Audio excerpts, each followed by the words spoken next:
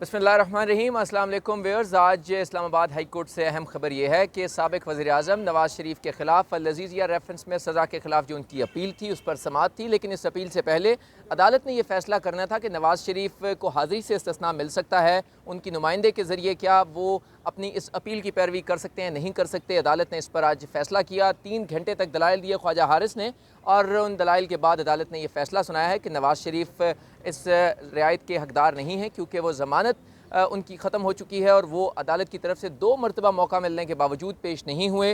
लिहाजा अदालत के पास अब कोई चारा नहीं है सिवाय इसके कि उनके ख़िलाफ़ जो मफरूर करार देने की कार्रवाई है वो शुरू कर दे। और अदालत ने उनकी जो दरख्वास्त थी हाज़िरी से इस्तिस्ना की उसे मुस्तरद कर दिया है। नुमाइंदे के ज़रिए इस अपील की पैरवी की दरख्वास्त मुस्तरद कर दी है और अदालत ने नवाज़ शरीफ के नाकाबिल ज़मानत वारंट गिरफ़्तारी जारी कर दिए हैं।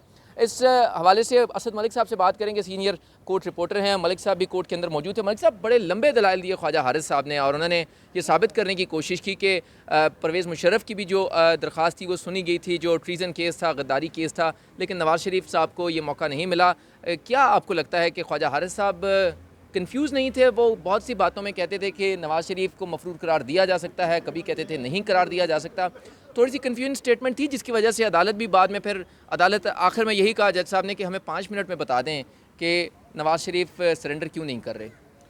देखिए, वो जो 5 मिनट थे वो उसी में उन्होंने सारी बात कर दी। उन्होंने कहा जी कि देखें, एक एक्यूज़ है, उसको अदालत जो है उसको अदालत ने बेल दी और वफाकी हुकूमत ने उनको मेडिकल रीजंस पे जो है ECL से उनका नाम जो है रिमूव किया।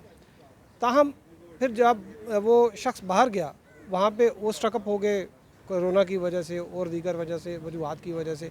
ये एक नेचुरल जो है वो चीज़ है। मेरे एक रिलेटिव है, उन्होंने भी एक स्टंट सिर्फ डलवाना था, लेकिन 6 महीने तक उनको टाइम नहीं मिला क्योंकि कोरोना की वजह से डॉक्टर जो है वो ऑपरेट नहीं कर रहे थे। मलिक साहब, लेकिन वो तो बता रहे थे कि मियाँ साहब किसी हॉस्पिटल गए ही नहीं है। नहीं, वो उन्होंने जब डिटेल जब मांगी थी तो ख्वाजा हारिस ने कुछ 10 अस्पतालों के नाम गिनवाए थे कि फ़लाँ हॉस्पिटल में उन्होंने राब्ते किए थे।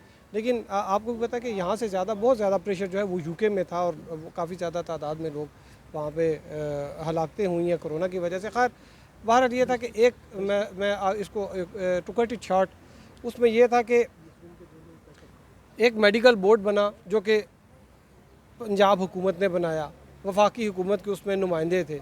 उस बोर्ड ने जो है मियाँ साहब का कहा जी कि इनके यहाँ पे इनका इलाज नहीं हो रहा, इनको बाहर जाने दिया जाए। अच्छा, उसी मेडिकल बोर्ड की वजह से यहाँ पे इनकी बेल हो गई थी 8 हफ्ते की। अब वो बोर्ड की रिपोर्ट गलत थी, सही थी, जो भी था वो वफाकी हुकूमत और पंजाब हुकूमत की ज़िम्मेदारी थी उसको वो रिपोर्ट को वो ट्रांसपेरेंट बनाते। फिर जब मियाँ साहब बाहर चले गए हैं तो इनका काम था कि अब इसको वेरीफाई किसने करना था कि वो सच बोल रहे हैं या झूठ बोल रहे हैं। ये भी वफाकी हुकूमत का काम था जो कि नहीं किया गया। नैब ने भी नहीं किया। नैब, आपको याद है, इनके प्रोसिक्यूटर कभी UK जा रहे होते थे, कभी जब एविडेंस कलेक्ट करना था कभी UAE जा रहे हैं, कभी UK जा रहे हैं, कभी किसके पास जा रहे हैं, कभी वो गोरोनिका क्या नाम था, एक वो कंपनी थी, उसको लाखों डॉलर इन्होंने दिए एविडेंस कलेक्ट करने के लिए। तो यहाँ पे एक बड़ा सिंपल काम था, अपने हाई कमिश्नर से किसी को कहते कि जी आप किसी डॉक्टर को लेके जाएं और उनका मुआयना करें कि वाकई ये ठीक है या कोई झूठ बोल रहे हैं। ये कुछ भी नहीं किया गया। और ये बात जो आखिरी जो 5 मिनट में यही बात ख्वाजा हारिस जो है उन्होंने अपने दलाइल में ये बात की कि ये आखिरी जो कि ना तो रिपोर्ट्स को रिबट किया गया, जो मेडिकल सर्टिफिकेट उन्होंने यहाँ पे रिकॉर्ड में लगाई हैं, ना उनको डिनाई किया गया। आप एक सहाफ़ी हैं, आप एक खबर देते हैं, अगर उसको रिबट और डिनाई नहीं किया जाता तो उसका क्या मतलब होता है? वो तो एडमिशन है, लेकिन ये मतलब है कि वो एडमिट कर लेते हैं, वो कहते हैं कि ये दुरुस्त है।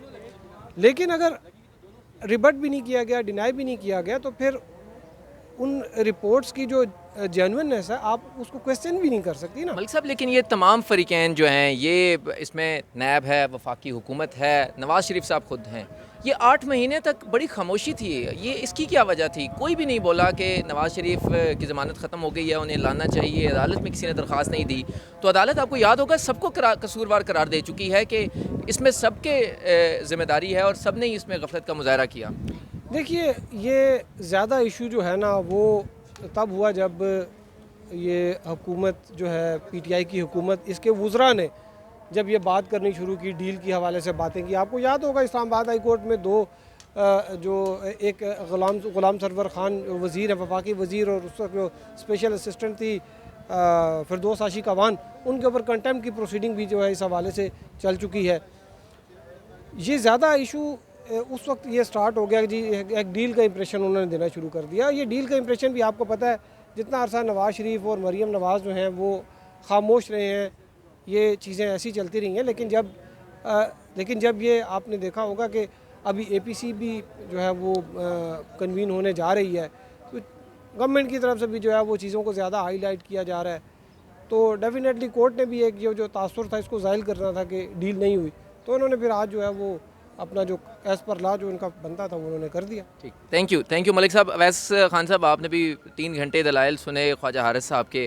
क्या लगता है आपको कि ख्वाजा साहब क्यों कन्विंस नहीं कर पाए अदालत को, या आपको लगता नहीं है कि ख्वाजा साहब बहुत बुझे बुझे नज़र आए, वो उस तरह जिस तरह वो अपने आर्गूमेंट्स देते होते हैं एक बिल्कुल डट के, उस तरह नहीं दे रहे थे, थोड़ी सी कमज़ोर पोजीशन पे लग रहे थे ख्वाजा साहब? देखिए, ख्वाजा हारिस साहब ने जो मुख्तलिफ़ अदालतों के फ़ैसले पेश किए, उससे ये इस्टेब्लिश करने की तो कोशिश की कि जब कोई मुल्ज़िम मफरूर हो जाए या इश्तिहारी हो जाए तो उसे सरेंडर करना ज़रूरी है और यही कानून है।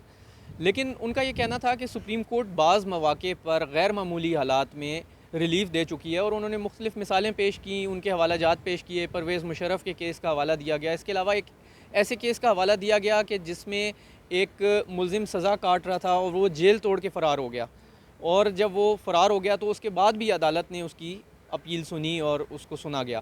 तो जिस पर जस्टिस मोहसिन अख्तर कियानी साहब ने ये रिमार्क्स भी दिए कि आप तो मिसाल दे रहे हैं जिसमें जेल तोड़ के एक मुजरिम भागा है जो सज़ा काट रहा था। तो इस पर ख्वाजा हारिस साहब का यही कहना था कि ये तो बहुत संगीन जुर्म है, और इसमें भी अगर अदालत रिलीफ़ दे चुकी है तो जो मेरे क्लाइंट हैं यानी नवाज़ शरीफ, वो तो इलाज कराने बैरून मुल्क गए हैं, और उनका ये कहना था एयर एम्बुलेंस के ज़रिए उनको ले जाया गया था, वफाकी हुकूमत की इजाज़त से वो गए, और हुकूमती जो मेडिकल बोर्ड था उसने ये कहा था कि उनका यहाँ पे इलाज मुमकिन नहीं है। अब मसला जो था सारा कोर्ट के सामने, कोर्ट में जस्टिस मोहसिन अख्तर कियानी ने ये इस्तफ़सार भी किया, ऑब्ज़रवेशन भी दी। उन्होंने कहा कि नवाज़ शरीफ बाहर जाके उन्होंने अभी तक इलाज नहीं कराया क्योंकि वो किसी अस्पताल में दाखिल नहीं हुए, उनकी कोई सर्जरी नहीं हुई। इस पर जो ख्वाजा हारिस हैं उन्होंने कहा कि हमने मेडिकल जो है सर्टिफिकेट्स जमा कराए हैं, उनका इलाज हो रहा है, और कोविड की वजह से वो अस्पताल दाखिल नहीं है, और अस्पताल में दाखिल ना होने का ये मतलब नहीं है कि उनका इलाज नहीं हो रहा। लेकिन कोर्ट जो है इस बात पे कन्विंस नहीं हो सकी, और इसी वजह से जो मुख्तसर फ़ैसला भी सुनाया गया, जिसकी रीज़न्स तो बाद में अदालत बताएगी कि दरख्वास्त क्यों मुस्तरद हुई है।